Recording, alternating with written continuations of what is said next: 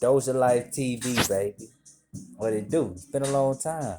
So anyway, though, I just want to touch down on some things, little recap, just got on the radio and stuff. Got a lot of big stuff had to happen. About a Twitch account, I'm about to start putting videos and live streams on that, you know.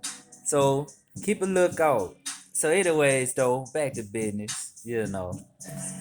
I want to talk about the English language and the curse of the English language and how the English language is basically the beginning of a lot of our confusion. It's not just the English language in general. We came from a time frame of speaking from telepathy. Our ancient ancestors used telepathy to speak. We still use it to this day, but we don't know how to use it. We don't recognize that we use it. We use it every day. You ain't never noticed when you talking, or just thinking about somebody. The next thing you know, they just call your phone and say, hey, something just told me to call you. It's because your simple thought, you see, your thoughts are not divided by physical space. Thought forms of spiritual energy. Spiritual energy moves without the need of physical space. Physical space does not prevent energy now. You can use energy of physical things to combat energy, but that's just how that is.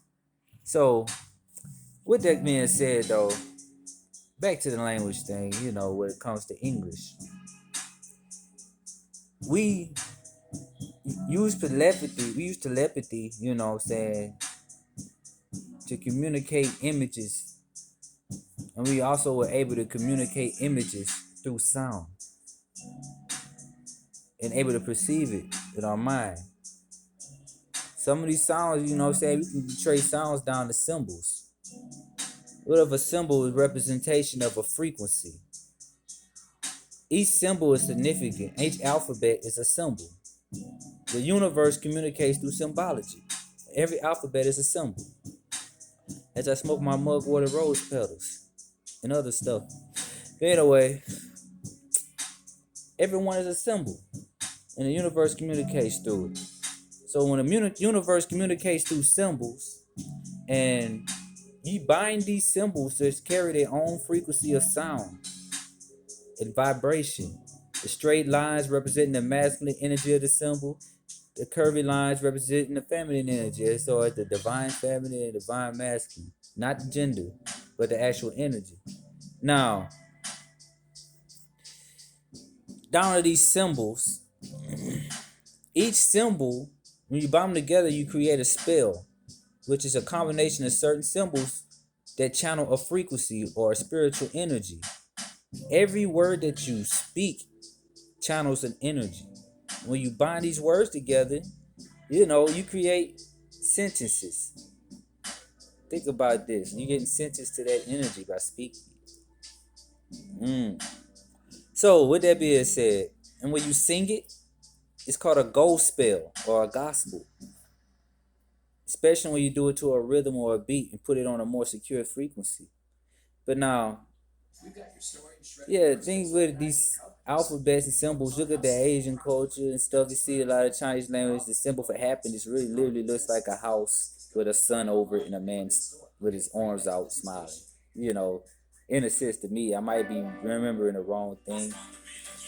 But, it's levels to this. But anyway, though, when it comes to the English language, this is where we're messed up as a people. English language is made out of so many different languages. It even got some African in it. Literally. It's made out of so many different languages.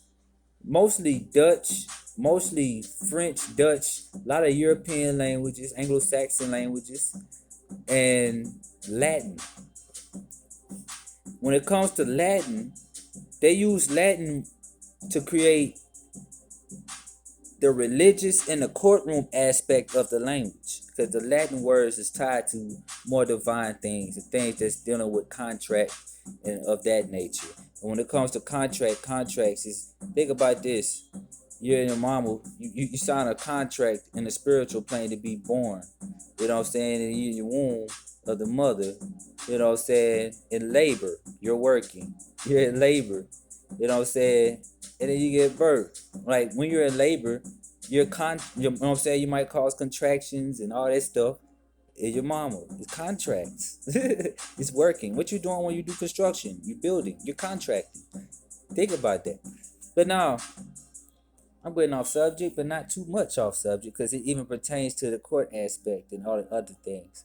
But now, this English language, you know what I'm saying, when it comes to the courtrooms,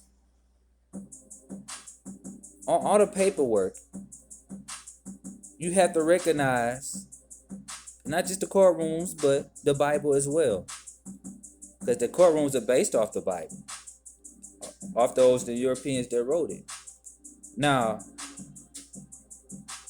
and the courtrooms are also aligned with universal law. And they use words. That's why they didn't want us to read for so long. So now, these courtrooms, you know,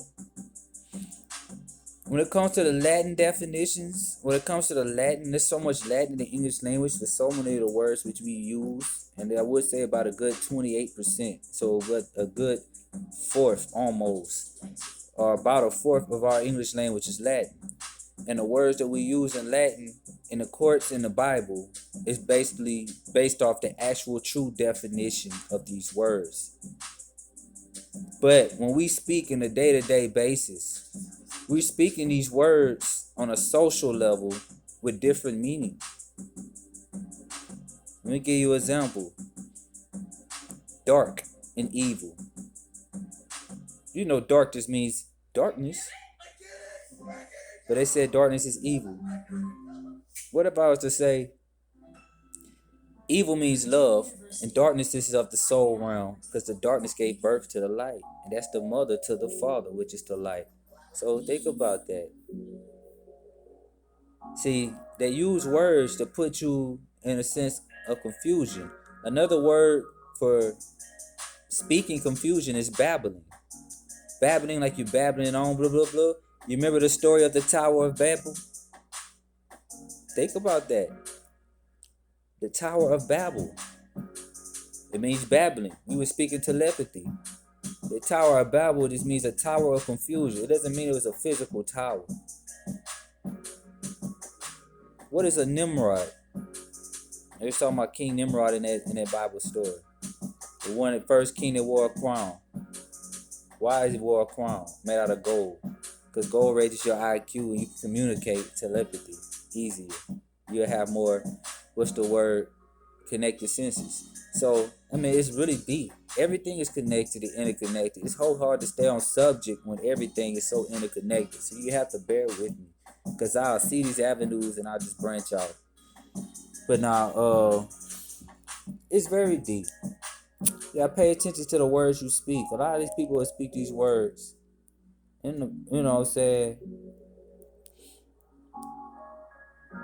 And don't realize that beyond the spelling of the word, the sound is the frequency.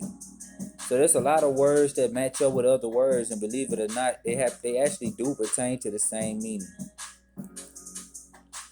Like say for instance, you get to the word, let's say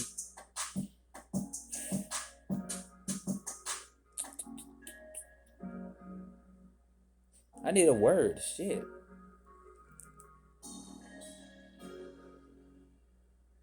Well, if it comes to mind, it comes to mind. Anyway, though, I'm trying to think of a word that just means something that's another word. It's so hard. It's slipping my mind. I know there's a bunch of them. You gotta bear with me. You know, like say hour and hour.